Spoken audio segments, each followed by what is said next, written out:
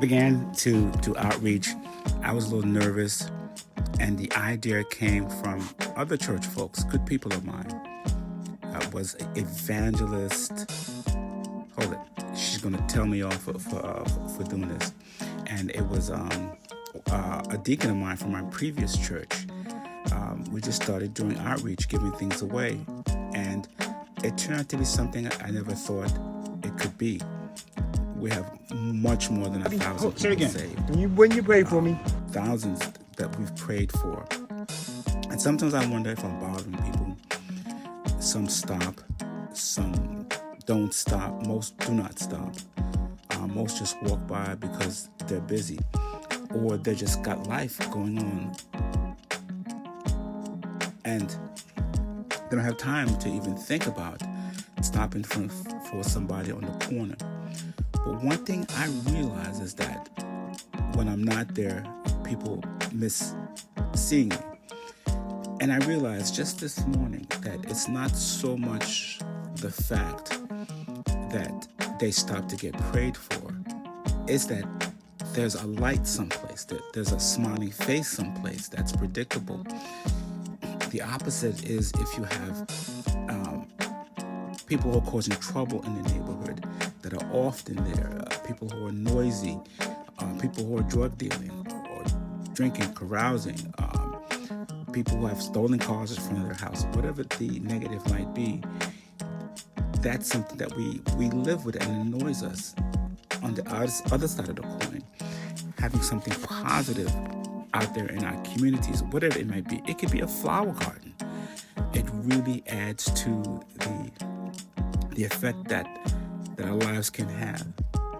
And I've learned that it's not about the numbers, of which I'm proud of, and I will brag if you hold still long enough. But it's about just doing what God tells you to do, just adding to people's lives. And often in our communities, we need more of it. I had the great honor of establishing this with great footing at Greater Canaan Church of God in Christ.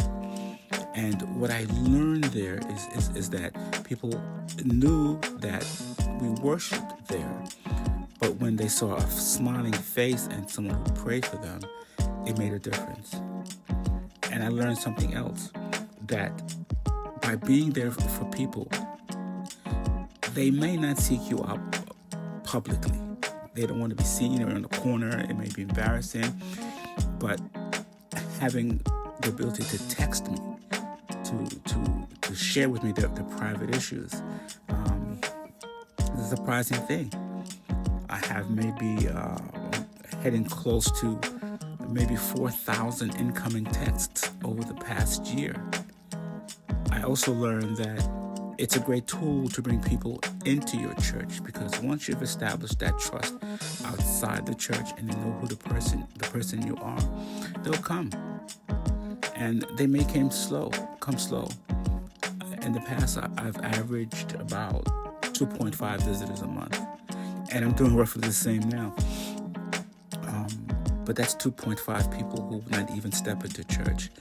And my focus is not on people who go to church, but people who don't go to church, people who are unchurched, people who don't believe in God, people who are angry with God, people who don't see God can work in their lives, people who are lost, people who are struggling with demons.